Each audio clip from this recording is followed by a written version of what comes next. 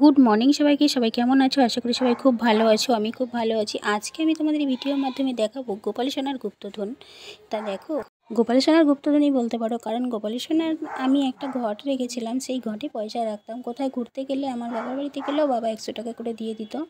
আর প্রত্যেক দিনই আমাদের হচ্ছে কিনা আমার বর প্রত্যেক দিন ওকে 5 টাকা করে দিয়ে যেত। সেই টাকাগুলো জমাতে জমাতে 1 বছরে ঘরটা পুরো ভরেই গেছে। দেখো, অল্প একটু ফাঁকা ছিল।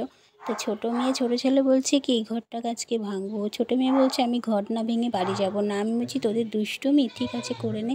তাহলে সেই ঘরটাকে এখন কী করলো, কেটে কুটে সব পয়সা বের করে ফেলছে। দিয়ে দেখো 2 ভাই বোনে গোনাগুনি চলছে, দেখ কত টাকা হয়েছে। আর আমি ঠিক করে নিয়েছি মনে মনে আগে থাকতে, দিয়ে এই টাকাগুলো হলে ঘরটা ভরে গেলে এই ঘর ভেঙে আমি গোপাল সোনার জন্য একটা কাঠের কিংবা স্টিলের খাট আনবো বড় দেখে। কারণ এই ছোটো ঘাটে গোপাল সোনার শুতে খুবই কষ্ট হয়, আমিও মশারিটা দিতে খুব অসুবিধা হয়ে যায়। এই জন্য দেখো আমি পয়সাগুলো ওদের ভাঙতে নাই করিনি। আমি বলছি ঠিক আছে তোরা গুনে দেখ কত হয়েছে, ভালোই হবে। আমি গোপাল সোনার জন্য একটা খাট আনবো। তারপরে দেখো সব পয়সা গোনা হয়ে গেছে। ফাইনালি সব টাকা গোনা হয়ে গেছে। গুনে একটা প্লাস্টিক ভরে আমাকে দিয়ে দিয়েছে, নাও মা তোমার গোপাল সোনার গুপ্তধন। দিয়ে আমি তো নিয়ে খুবই খুশি, কমেছি কত টাকা হয়েছে। তারপরে ফাইনালি জানিয়ে দিল এখানে 1400 টাকা হয়েছে। তা 1400 টাকা গোপাল সোনার ঘাট হয়ে যাবে, তাই না বন্ধুরা? ভালো লাগে, কারণ গোপাল সোনার সংসার মানে আমার সুখের সংসার।